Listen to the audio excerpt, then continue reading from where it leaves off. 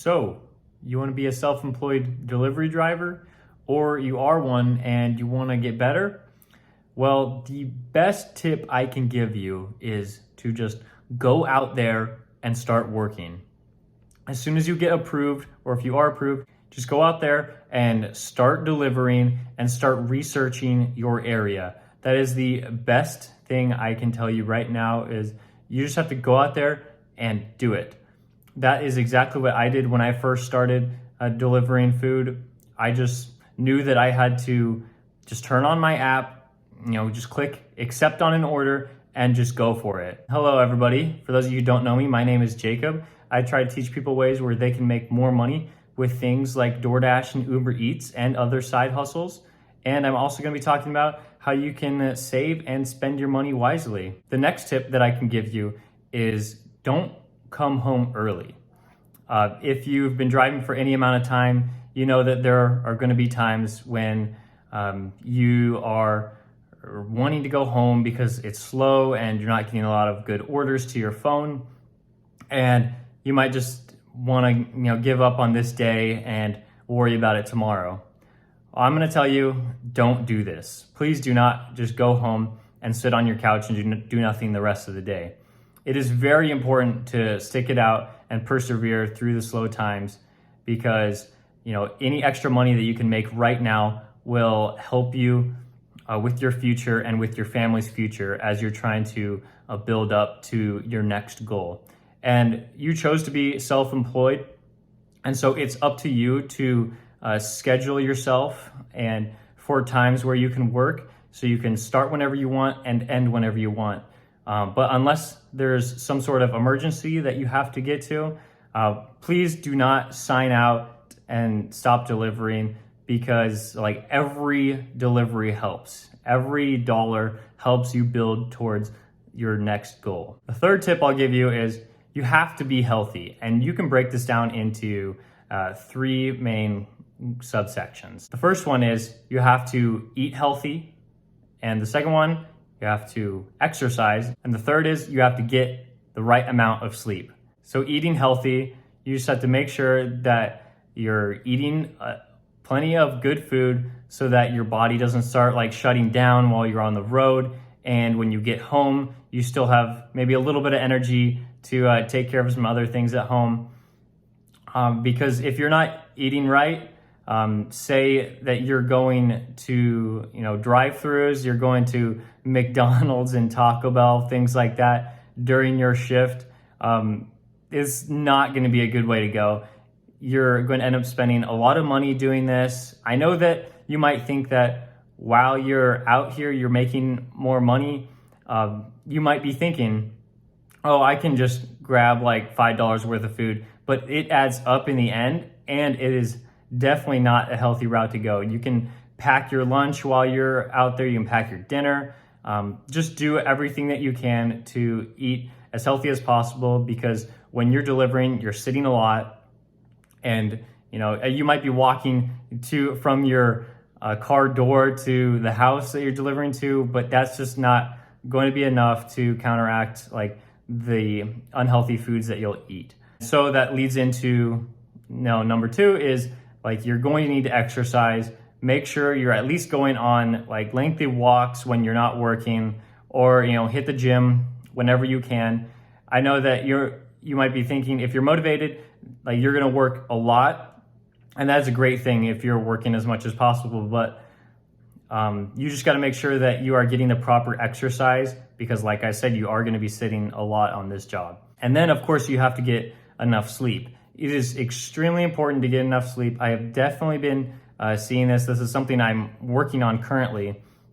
You have to get the proper amount of sleep, because if you're only sleeping 6 hours a day or less, it's going to take a toll on your body and your mental health. And you just want to make sure that your mind is in the right place when you're delivering, because it's very dangerous when you're delivering food and you are tired and you can't focus properly. And this will also cut into your earnings, even if you don't get a ticket or cause a crash. It'll cut into your earnings, because you won't be able to think clearly about what it is you're trying to do.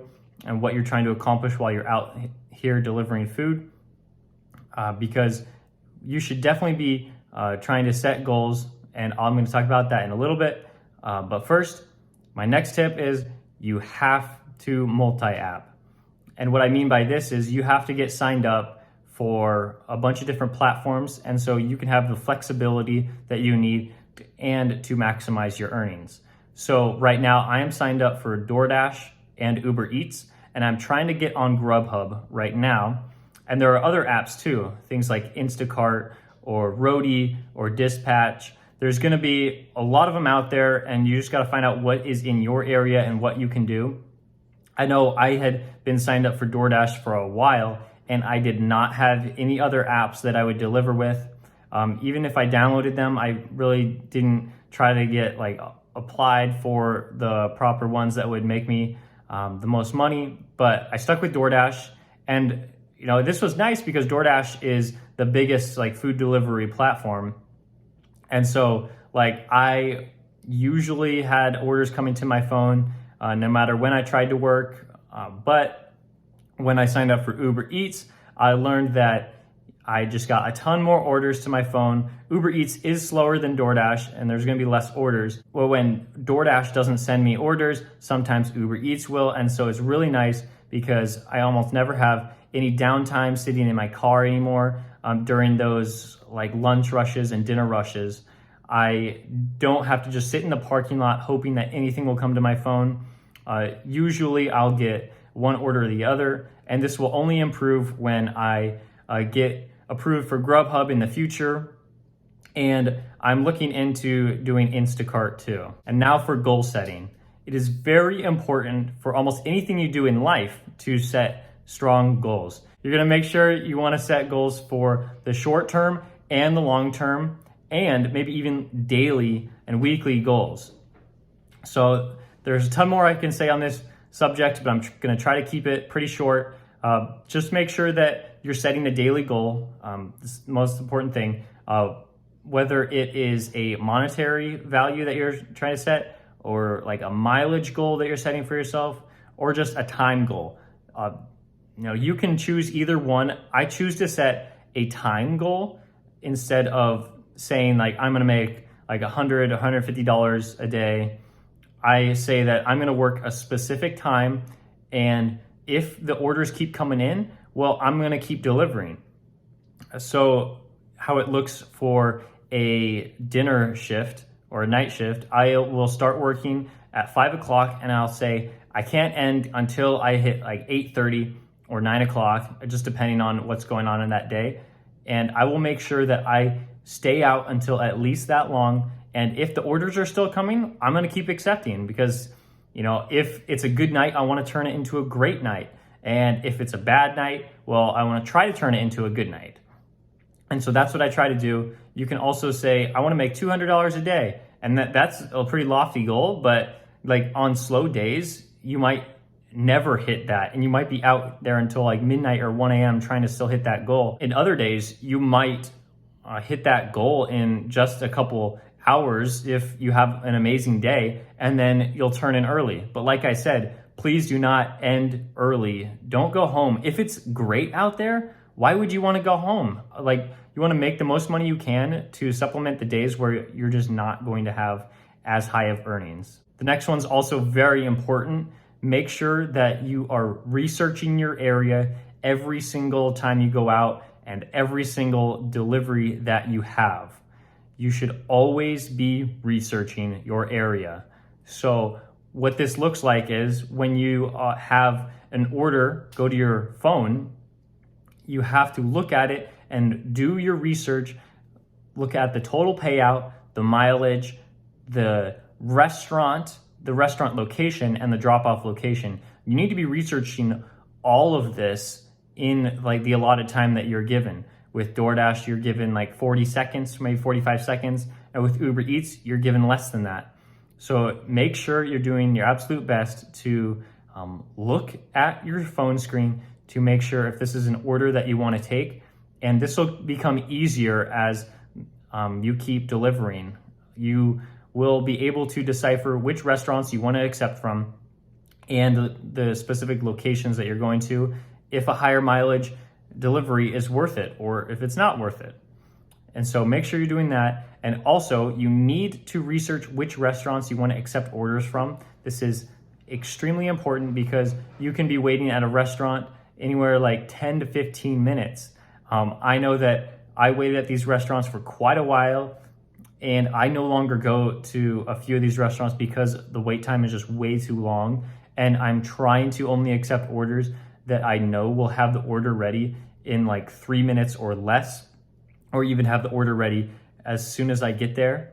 And so this is something to keep in mind, as well as the drop-off location. There are areas in my market that I will go the extra mile for because I know that it is a more desirable location, whether it's getting more orders to my phone as soon as I drop off the food, or it's just a quick drive back to the hotspot. And because of that, because I've done all my research, I feel like I have a really good system in place to maximize my earnings. Also, you cannot get bored while you're in your car. You have to do something during the downtime that you have. Like I said, I used to have a lot of downtime. Now I only have a little bit of downtime, but I do things like make videos so I can put them on YouTube. That's something that I do when I'm just sitting in my car, because there will absolutely be times where you're just sitting there doing nothing, especially if you are trying to make this a full-time hustle for you. You have to make sure that when you get stuck in your car and no orders are coming to your phone, you have to have a hobby. I make YouTube videos. Before I made videos, I used to try to learn Spanish while I was sitting in my car. And it's something small that I could do for just a few minutes, and I could be on my phone learning Spanish while I'm waiting for an order. And this is great because you're still like on the clock, but you're still also online and trying to accept orders while you do this.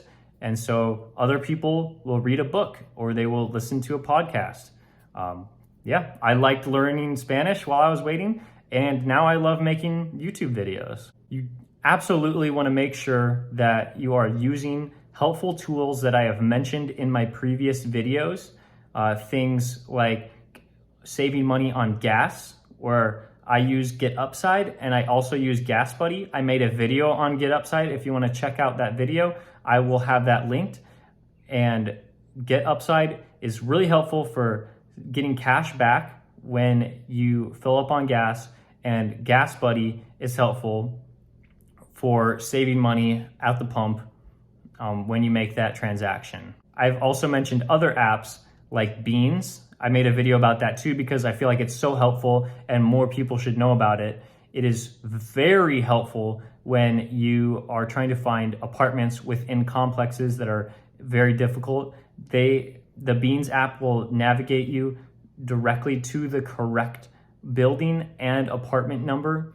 And so all of the guessing kind of gets taken out of going to apartment complexes. And I almost rarely look at an apartment map at the front of the complex anymore because I know exactly where I'm going. And yeah, if you want to check out that video, go for it. It's extremely helpful. And there's also other apps that I use too, like Stride and Gridwise, to track my mileage and track my earnings. I think I have a slight preference towards Stride right now because it's a little bit easier to use for tracking your mileage, but I love Gridwise too, and I still use that. So make sure you're using helpful apps. You are self-employed right now because of the delivery driving. And I love that about this job is that I don't have a boss, and it just works really well for my schedule right now. But you want to make sure that you have other sources of income. I have a full-time job, a full-time W-2 job right now, and I do have a boss with that. And so it's nice when I come out and I don't have a boss when doing delivery, but I have other sources of income. I have my W-2 job. And if you also want to have like other side gigs along the way, like you can have other self-employed jobs that you can use. Like maybe if you're just working from home for other companies, you can be self-employed with that. and it is a great way to make extra money without, damaging your car a little more, because as delivery drivers, your car is going to get run down quite a bit, especially if you're doing this full time. And so sometimes it's nice if you're working from home as being self-employed so that you don't have to drive as much. And then there are just other ways where you can make more money. There's a ton of them out there, and I really hope you can find them. And I will be making a video about this in the upcoming future, about different ways where you can make more money, maybe with like side hustles and things like that. I think that just about wraps up this video. If you found this helpful at all, please give me a like. And if you like my videos, please subscribe to me. It'll help me out a ton. And I really hope that this video provided great value for you and you just learned a few things along the way. So thank you so much, and I'll see you in the next one.